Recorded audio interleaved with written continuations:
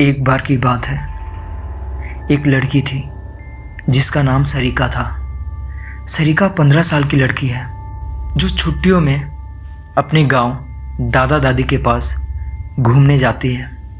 सरिका जब अपने दादा दादी के घर पहुंची तो उसके दादा दादी अपने पोते से मिलकर बहुत खुश होते हैं, पर यह बात किसी को पता नहीं था कि जल्द ही इनकी इस खुशियों पर ग्रहण लगने वाला है। सरिका का कुछ दिन तो उसके गांव में बहुत अच्छे से बीता। फिर एक दिन सरिका अपने सहेलियों के साथ गांव के बगीचे में खेल रही थी। सरिका खेलते खेलते आम के पेड़ को देखी। उसके बाद उसने अपने सहेलियों से कहा कि चलो आम तोड़ते हैं।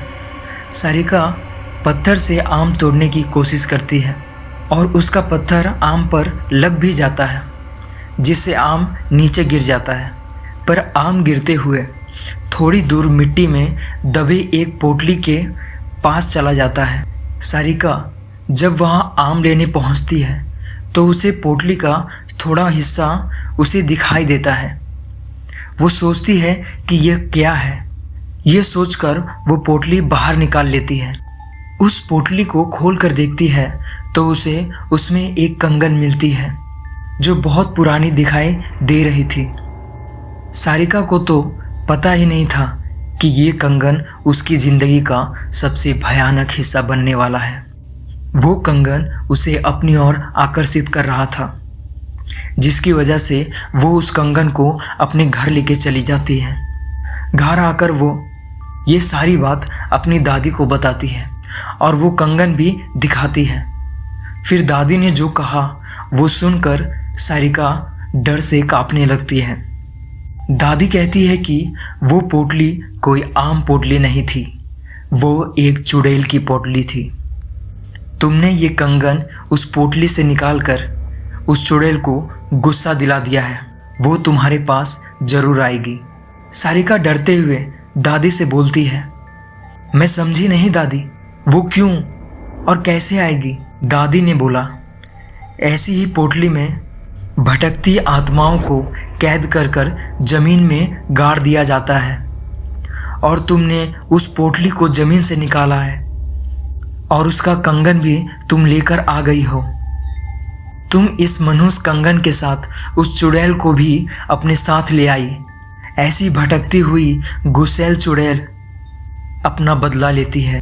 वो चुड़ैल भी हमारे पास बदला लेने जरूर आएगी।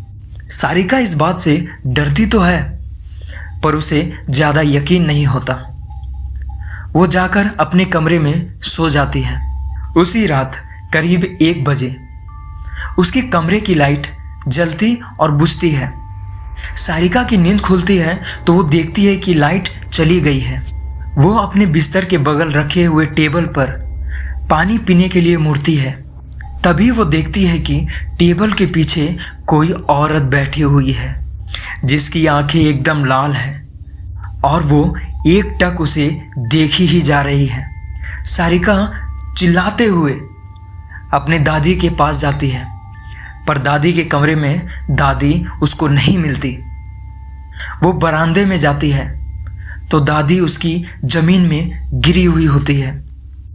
सारिका अपने दादा को खोजने जाती है, पर उसके दादा उन्हें कहीं नहीं मिलता।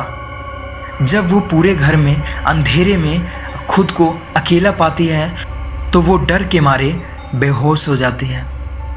सुबह उसकी नींद खुलती है तो उसे अपना दादा दादी दिखाई देते हैं। वो अपने दादी को सारा किस्सा बता देती है उस रात का। दादी बोलती है, हम दोनों अपने कमरे में ही थे। दादी सब समझ गई। उन्होंने बोला, ये सब उस चुड़ैल का किया धरा है। वो कंगन उस पोटली में वापस रखना होगा, वरना वो यहाँ से नहीं जाएगी। सारिका बोलती है, चलो ना दादी, अभी कंगन रखाते हैं। दादी बोलती है, नहीं, उस चुड़ैल से पीछा छुड़ाना है तो तुम्हें अकेले ही रात में कंगन को वहाँ रखना होगा, क्योंकि वो तुम्हारे पीछे है।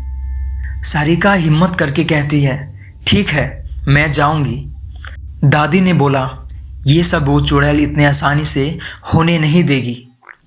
इसीलिए दादी ने उसे रात में जाने से पहले एक मंत्र से युक्त ताबीज उसके हाथ में बांध देती है।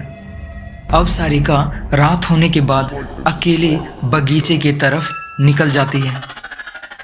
थोड़ी देर बाद उसे किसी के रोने की आवाज़ सुनाई देती है, पर दादी ने उसे कहा था वो चुड़ैल तुम्हें अपनी तरफ आकर्षित करने की कोशिश करेगा, तुम उसकी तरफ ध्यान मत देना वरना वो तुझे अपने कब्जे में कर लेगी।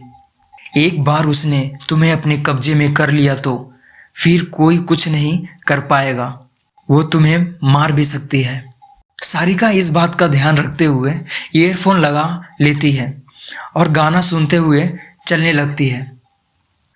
तभी कुछ दूर जाने पर उसका मोबाइल काम करना बंद कर देता है। फिर भी वो चलती रहती है और उस पोटली के पास पहुंच जाती है।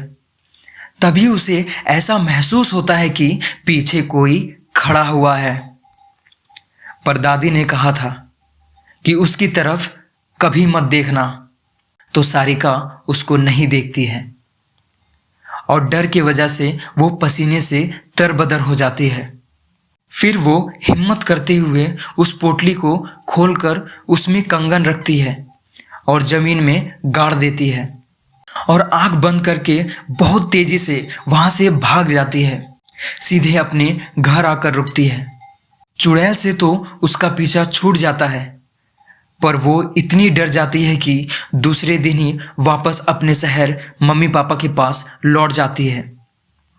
सारिका की ज़िंदगी का वो खौफनाक हिस्सा जिससे वो आज भी सोचने पर डर जाती है।